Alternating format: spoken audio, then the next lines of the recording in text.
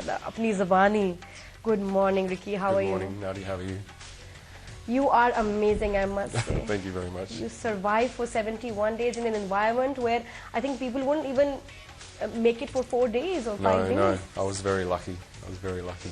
Okay, Yeah. so you are Australian. Yes, yes. Tell me, I'm sure it'll bring back a lot of sad memories, but still, can you share with us what exactly happened that day? It was January 2006, 2 years ago. You were 35 then. What were you doing in the outback? Basically, I was travelling from one side of Australia to the other to start a new job, and I was travelling through the centre of Australia, which is very desolate, and I stopped to help some people who were pretending to be broken down on the side of the road with their vehicle, and I helped one of them, let them in my vehicle, and ended up getting drugged and mugged and left for dead in the middle of the desert. Oh my God, can I tell you, lost your consciousness, and when you woke up, where were you and how were you? When I woke up, it was funny, all I could smell was the earth, dirt, and everything was black. And I remember I was laying on my arm, and I felt something heavy on my back, and I pushed myself off the ground, and I was literally in a shallow hole, laying in a shallow hole with a piece of tarpaulin over me, which somebody had left me in, like a makeshift grave, basically. No clothes, no shoes. They took my shoes, my socks. I had a pair of shorts and a t-shirt on, and that was it. So yeah, I was left there to die. So they knew you will be roast in the sun. You'll get well, yes. How's the temperature like? The temperature out there then was around 38 to 42 degrees. It was the end of the wet season in Australia, so there was still a little bit of rain and a little bit of cloud around, but it was starting to heat up at that part of that time of the year. And no shade? No shade. Very few trees. What was the first thought that came in your mind when you saw? I mean, for somebody, I mean, we hear and read about it all the time, but you were there. It happened to you. Yep. What were the first thoughts? You know, that came in? When I first woke up, it actually took me probably half an hour or so to work out what had actually happened. I stood up, then I fell back down again, and I sat there wondering what the hell happened. Where was I? And then it started to come back to me. I thought, hang on a second, I was driving. Where's my car? And I was looking around, and I couldn't see my car. And then slowly over the next few hours, bits and pieces started to come back to me as to what had happened. And then I realised that, I was in the middle of the desert. I didn't know where I was. I had no car, I had no shoes. And I sort of sat there for the next few hours wondering what I was going to do.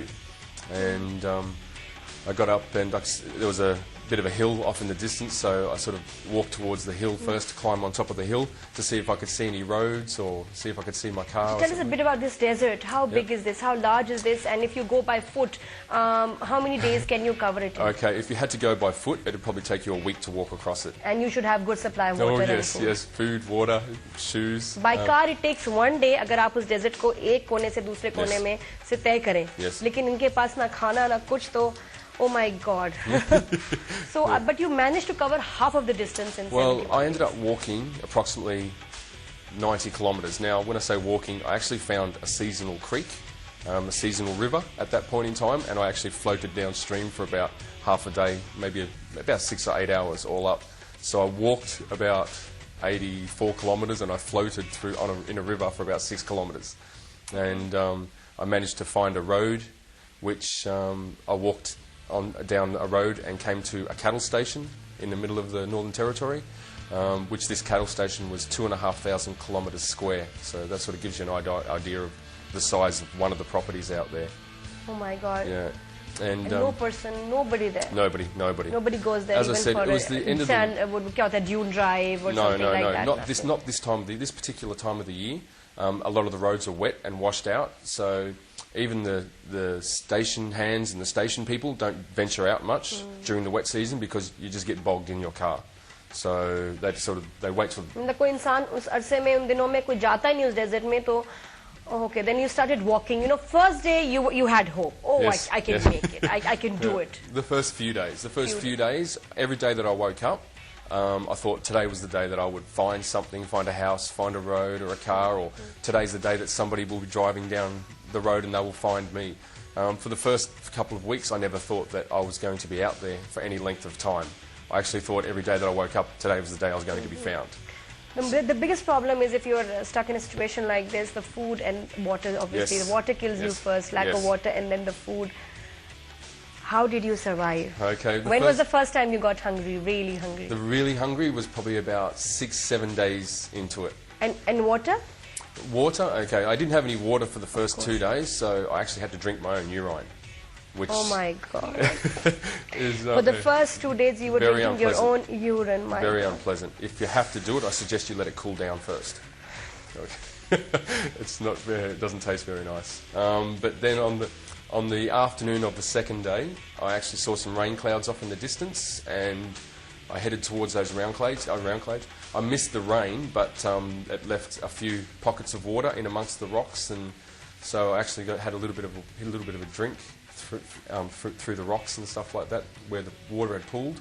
And then on the third day, I saw rain clouds off in the distance again, and I followed those rain clouds, and that's when I found the seasonal river. So in the wet season, the desert literally forms a river, like it does here in the UAE. Most of the time, the wadis are dry. So the fourth day you found some water? Yes, the fourth day I found a lot of water. Oh. And I ended up camping near a big waterhole for 4 days. And just through that period, I actually studied. This is the water hole. This is where you found the water? This is actually the last dam, the last waterhole that I found, which I camped on for approximately 7 weeks. And the water is not fit for drinking, right? It didn't look as bad as that when I first Better than came across urine. it. But because it was the wet season, all the dams and water holes had just filled up with clean water. So I was very, very lucky. Very lucky. Very Good- lucky. good timing. Yes, yeah. Okay, and then the sixth day, Yep. so you had not eaten for 6 days. No. छठे दिन इन्होंने क्या खाया? मतलब पानी तो चौथे दिन शुक्र है मिला. Sixth day when you got really hungry Okay. and you had to walk and Yes. find the road. Yes. What did you eat? I basically camped under a tree. I found a shaded tree, and I was very tired. I'd actually passed out once from dehydration and lack of food, lack of energy on that day. And I found a tree, and I was laying under a tree, and thinking about what I was going to eat.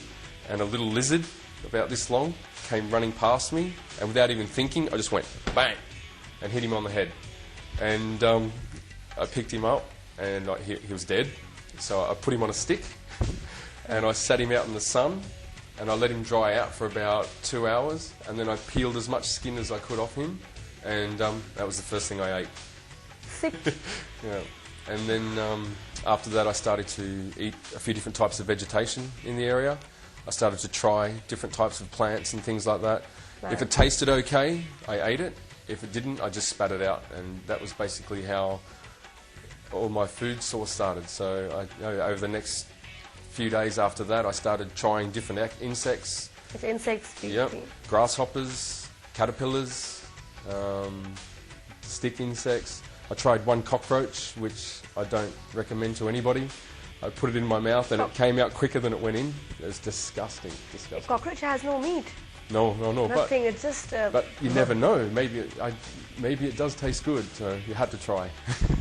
It's not, if it's not being served in China, then it means it's not edible then. Yeah. Otherwise, it would have been in China. Yes, true. So, अगर